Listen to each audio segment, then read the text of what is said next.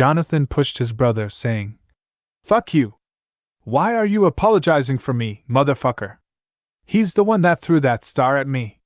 Joan replied, "Past you. He thought your silly ass was in danger, asshole. Calm the fuck down and let's get the hell out of here. I'm with old boy here. We smell like shit up in here." They walked up to the pathway that led out of the structure, and Wanyanyekevu noticed the stairs, for it was made of a liquefied substance that was extremely hard. It resembled solid molten lava, but was silver. Wanyanyekevu looked at them with amazement and felt a tap on his shoulders. Jonathan smiled and jokingly said, "Sabaoth is able, yeah?" Wanyanyekevu smiled back. "It is so." Joan, leading the way up and out of the cube, quickly ran about 5 feet away from the entrance and fell to his knees, brushing away dirt and sand until he came across a red blinking light. He pushed the light, and the sand behind them started collapsing into a large hole by the time Jonathan reached the top of the stairs. A small stainless steel cube appeared about 1 inch in depth and width, right below Jonathan's feet. Staring at the hole and curiously at the cube, Wanyanyekevu shook his head. Joan had a solemn look on his face as he bent down, pulled off his backpack, and placed the cube-shaped device into it. Then he looked up at Jonathan. "We gotta go north and get those horses from those men. We can't go south because of our new friend and that damn door. Those guys got horses, plus I'm sure they think we are in front of them instead of behind them. But it's 8 of them, according to, man, how in the heck do you pronounce your name?" Wanyanyekevu said proudly. "Wanyanyekevu," and then slowly tried to sound it out for them, as Joan threw each of them a small black device the size of a button. "How do you spell that?" Wanyanyekevu said. "Wanyyekevu. Jonathan just shook his head. "Damn! Well, I'm going to call ya ass way. You know, like take your ass that way."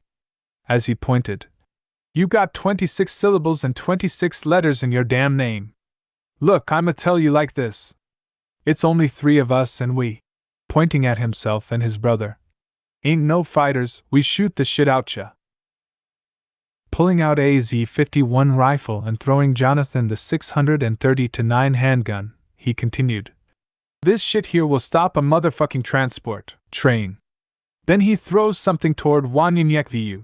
"This is for you since you are a little bit behind time, an ancient Colt 45.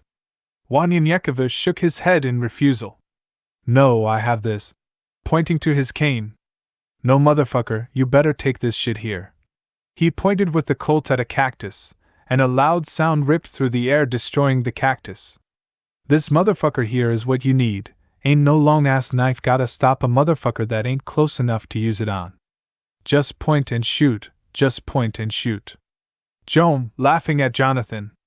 "Point and shoot? Motherfucker, I wish you could do that too. You'll miss it if it's not as big as that cactus." Wanyanyekevu pulled out his grandfather's old Colt and said, "I have one already." He took the 45 anyway, and asked, "What is this black button that you gave us?" Jonathan said, "It's a laser detection. It warns you if someone is pointing a laser-typed weapon at you. As long as the laser points at you, it will go off." Wanyanyekevu was a hunter by nature, and tracking was just as easy. To his surprise, the 2 brothers were gifted in tracking as well.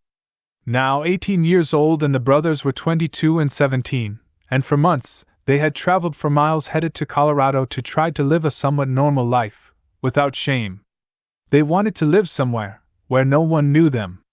Wanyanyekevu and the brothers got to know each other as they journeyed together. At times, Wanyanyekevu thought Jonathan was hilarious, and then there were times he was irritating, but they honestly had good hearts. After hours of walking and just a few hours away from the old abandoned town of Canutillo, Texas, they had walked around El Paso. Joan sighed, saying, "It's getting dark, we need to stop and rest. It's too dangerous walking in the darkness around here. You got your scorpions, rattlers, wolves, centipedes, and—" Jonathan interrupted. "Let's not forget those men, all way here, got us running from."